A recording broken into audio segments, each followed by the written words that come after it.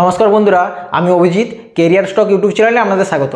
তো আজকের ভিডিওতে আমি আলোচনা করব মিউচুয়াল ফান্ড নিয়ে। আপনারা যদি মিউচুয়াল ফান্ডে ইনভেস্টমেন্ট করেন বা মিউচুয়াল ফান্ডে নতুন নতুন ইনভেস্টমেন্ট শুরু করেছেন, তো আপনাদের অবশ্যই জানা দরকার যে মিউচুয়াল ফান্ড কী, মিউচুয়াল ফান্ড কত ধরনের হয়, কোন ধরনের মিউচুয়াল ফান্ড থেকে কত পার্সেন্ট রিটার্ন পাওয়া যায়।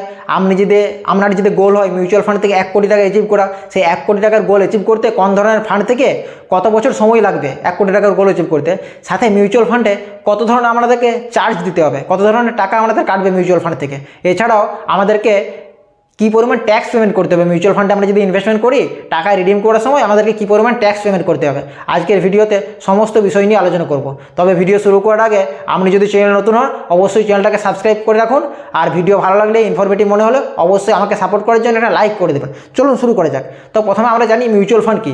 তো মিউচুয়াল ফান্ড হচ্ছে এক ধরনের ফান্ড যেখানে কোনো একটা এএমসি আপনার টাকা ম্যানেজ করার জন্য, আপনি যে এএমসিতে ইনভেস্টমেন্ট করছেন সেই এএমসি আপনার টাকা ম্যানেজ করার জন্য একটা ফান্ড তৈরি করে এবং সেই ফান্ড ম্যানেজ করে একজন এক্সপিরিয়েন্স ফান্ড ম্যানেজার। তো আপনাদের যে ইনভেস্টমেন্ট অ্যামাউন্ট, আমরা যে টাকা ইনভেস্ট করেন মিউচুয়াল ফান্ডে, সেই ফান্ড ম্যানেজ করে একজন এক্সপিরিয়েন্স ফান্ড ম্যানেজার যার মার্কেটে 20-25 বছরের এক্সপিরিয়েন্স আছে। ঠিক আছে, তো তিনি আপনাদের টাকা 50টা 60টা 100 150 স্টকে ইনভেস্টমেন্ট করে আপনাদের যাতে টাকাতে রিস্ক কম হয়, ডাইভার্সিফাই হয়ে থাকে, সেই জন্য বেশি বেশি পরিমাণ স্টকে ইনভেস্টমেন্ট করে। তো আপনি যদি একটা মিউচুয়াল ফান্ডে ইনভেস্টমেন্ট করেন তো আপনি অলরেডি সেই ফান্ডের পোর্টফোলিওতে যতগুলো স্টকে ইনভেস্টমেন্ট আছে সেই ততগুলো স্টকেরই আপনি মালিকানা, কিছু কিছু অংশের মালিকানা পাবেন। ঠিক আছে, তো প্রথমেই বলি এই ফান্ড ম্যানেজারের ম্যানেজমেন্ট অনুযায়ী আমরা মিউচুয়াল ফান্ডকে প্রথমেই দুভাগে ভাগ করি। কভাবে ভাগ করি? দুভাগে ভাগ করি। একটা হচ্ছে পেসিভলি ম্যানেজ আর একটা হচ্ছে actively manage.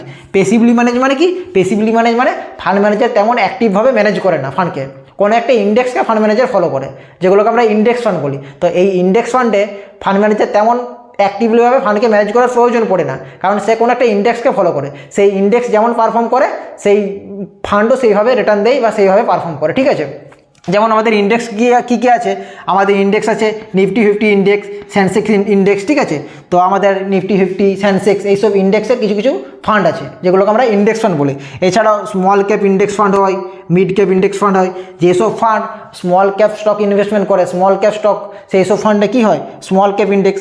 Mid cap index মানে যেসব ফান্ডে মিড ক্যাপের যে ইন্ডেক্স 100 থেকে 250 পর্যন্ত যেসব স্টকগুলো আছে সেই সব স্টকগুলো মিলিয়ে তৈরি হয়েছে মিড ক্যাপ ইন্ডেক্স। আর 250-র পর থেকে যেসব স্টকগুলো আছে, যেসব কোম্পানিগুলো আছে, সেগুলো যেসব ছোটো ছোটো কোম্পানিগুলো আছে সেগুলোকে মিলিয়ে তৈরি হয়েছে স্মল ক্যাপ ইন্ডেক্স।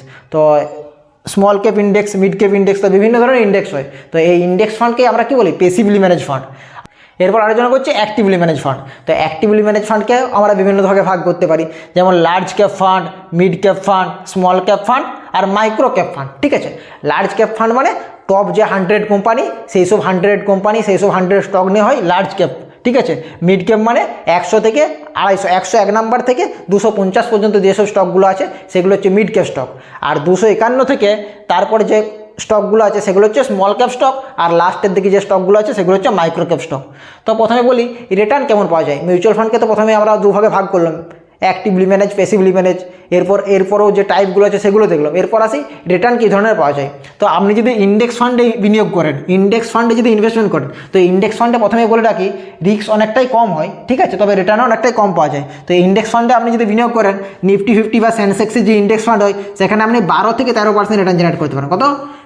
বিগত 20 বছরের ডাটা অনুযায়ী আমি আপনাদের সামনে এই রিটার্নটা তুলে ধরছি। ঠিক আছে, তো এখানে আমরা 12 থেকে 13% রিটার্ন পাবেন যদি ইন্ডেক্স ফান্ডে বিনিয়োগ করেন, নিফটি এবং সেন্সেক্স। আর স্মল ক্যাপ, মিড ক্যাপ ইন্ডেক্সে যদি বিনিয়োগ করেন তাহলে আপনি 15 থেকে 17%-এর মতো রিটার্ন পাবেন। ঠিক আছে, এরপর আসি অ্যাক্টিভলি ম্যানেজ ফান্ডে। অ্যাক্টিভলি ম্যানেজ ফান্ডে আপনি যদি লার্জ ক্যাপ ফান্ডে বিনিয়োগ করেন, ঠিক আছে, তো সেখানে আপনি 15%-এর মতো রিটার্ন এক্সপেক্ট করতে পারেন। ঠিক আছে, মিড ক্যাপ ফান্ডে 18 থেকে 20%, আর স্মল ক্যাপ যে ফান্ড হয় সেখানে 20 থেকে 25%-এর মতো রিটার্ন আপনি জেনারেট করতে পারবেন।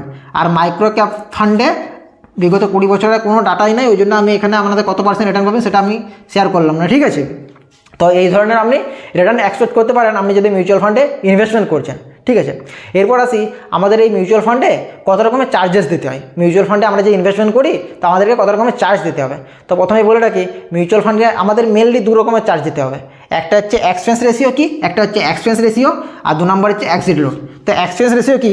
এক্সপেন্স রেশিও হচ্ছে ফান্ড ম্যানেজার আপনার যে ফান্ডটা ম্যানেজ করবে, ঠিক আছে, আপনাকে যেখানে কোনো হেডেক নিতে হবে না, ফান্ড ম্যানেজারই পুরো ম্যানেজ করবে, কখন কোন স্টক সেল করতে হবে, কখন কোন স্টক বাই করতে হবে। তো ওই জন্য ফান্ড ম্যানেজার আপনাদের কাছে একটা টাকা চার্জ করে, যেটাকেই বলে এক্সপেন্স রেশিও, ঠিক আছে। আর 2 নম্বর হচ্ছে এক্সিট লোড। এক্সিট লোড মানে কি? আপনি যদি কোনো ফান্ডে বিনিয়োগ করেন, সেই ফান্ডের একটা টাইম পিরিয়ড থাকে, সেই টাইমের আগে আপনি যদি টাকা রিডিম করে নেন, তো সেখানে আপনাকে কিছু পরিমাণ এক্সিট লোড দিতে হবে, ঠিক আছে। এবং সেই টাইমের পরে যদি আপনি রিডিম করেন, তো আপনাকে কোনো এক্সিট লোড লাগবে না। তো মেনলি এই 2 ধরনেরই চার্জ লাগে মিউচুয়াল ফান্ড থেকে। এরপর আসি ট্যাক্সে। আপনি ধরুন ইনভেস্টমেন্ট করলেন, ঠিক আছে, তো আপনাকে কী পরিমাণ ট্যাক্স দিতে হবে? তো ট্যাক্স মেনলি 2 ধরনের হয়, একটা হচ্ছে এলটিসিজি ট্যাক্স, একটা হচ্ছে এসটিসিজি ট্যাক্স। এলটিসিজি ট্যাক্স মানে long term capital gain tax, আর এসটিসিজি ট্যাক্স মানে short term capital gain tax. আমরা যদি ইনভেস্টেড অ্যামাউন্ট 1 বছরের বেশি হয়ে যায়, 1 বছরের পরে আপনি রিডিম করেন, তো আপনাকে দিতে হবে এলটিসিজি ট্যাক্স, ঠিক আছে। আর যদি 1 বছরের কম টাইম পিরিয়ডের আগে আপনি যদি রিডিম করেন, তাহলে আপনাকে দিতে হবে short term capital gain tax, মানে এসটিসিজি ট্যাক্স। তো এলটিসিজি ট্যাক্স আমাদের এখন চলছে 12.5%। কত চলছে? 12.5%, ঠিক আছে। আপনি যদি লং টার্ম ইনভেস্টমেন্ট করেন, তারপরে যদি রিডিম করেন, তাহলে আমাকে লাগবে এসটিসিজি ট্যাক্স আর এলটিসিজি ট্যাক্স। আর এসটিসিজি ট্যাক্স কত চলছে? এসটিসিজি ট্যাক্স চলছে আমাদের এখন 20%, ঠিক আছে। আপনি যদি শর্ট টার্মে 1 বছরের আগে টাকা রিডিম করেন, তো আপনাকে 20% ট্যাক্স দিতে হবে। এরপর আসি, আপনি কোন ধরনের ফান্ডে ইনভেস্ট করলে আপনি 1 কোটি টাকার গোল অ্যাচিভ করতে খুব সহজেই 1 কোটি টাকার গোল অ্যাচিভ করতে পারবেন। তো আপনি ধরুন প্রতি মাসে 500 টাকা করে মিউচুয়াল ফান্ডে এসআইপি করেন, ঠিক আছে। কি আমি ধরলাম আপনি প্রতি মাসে 5000 টাকা করে এসআইপি করেন মিউচুয়াল ফান্ড থেকে। তো 5000 টাকা করে আপনি যদি এসআইপি করেন, আপনি যদি লার্জ ক্যাপ ফান্ডে ইনভেস্টমেন্ট করেন, 15% রিটার্ন পান, ঠিক আছে। তো আপনার 1 কোটি টাকার গোল অ্যাচিভ করতে প্রায় 22 বছরের মতো সময় লাগবে। আপনি এসআইপি ক্যালকুলেটারে গিয়ে ক্যালকুলেট করে দেখতে পারেন। আর আপনি যদি সেই 5000 টাকা এসআইপি আপনি যদি স্মল ক্যাপ বা মিড ক্যাপ ফান্ডে করেন, তো স্মল ক্যাপ মিড ক্যাপ ফান্ডে আপনি তো 18% রিটার্ন পাবেন। তো আপনার এই যে 1 কোটি টাকার গোল অ্যাচিভ করা, সেই 1 কোটি টাকার গোলটা অনেক আগে অ্যাচিভ হয়ে যাবে। আপনি 18 বছরেই এই 1 কোটি টাকার গোল অ্যাচিভ করতে পারবেন, ঠিক আছে। তো এইটা আপনাদের জেনে রাখা খুব দরকার যে আপনারা কোন ধরনের ফান্ডে আপনাদের ইনভেস্টমেন্ট করা উচিত। আপনাদের যে বয়স কম, আপনারা যদি একটু রিস্ক নিতে পারেন, তো অবশ্যই অ্যাগ্রেসিভ ইনভেস্টমেন্ট করা উচিত, মিড ক্যাপ স্মল ক্যাপ ফান্ডে ইনভেস্টমেন্ট করা উচিত, ঠিক আছে। আর অলরেডি যদি আপনাদের বয়স বেশি হয়ে গেছে, ঠিক আছে, আপনারা বেশি রিস্ক নিতে পছন্দ করেন না, তো অবশ্যই এই লার্জ ক্যাপ ফান্ডে আপনারা ইনভেস্টমেন্ট করতে পারেন, লার্জ ক্যাপ ফান্ডে বা ইন্ডেক্স ফান্ডে, ঠিক আছে। তো আজকের এই ভিডিওটা আপনাদের কেমন লাগলো? আশা করি আপনারা সমস্ত বিষয় আপনারা বুঝতে পারলেন, এবং ভিডিওটা যদি ভালো লাগে, আপনাদের যদি ইনফরমেটিভ মনে হয়, তবে অবশ্যই একটা লাইক করে দিবেন। আর চ্যানেল নতুন হলে অবশ্যই আমার চ্যানেলটাকে সাবস্ক্রাইব করে রাখুন। ধন্যবাদ।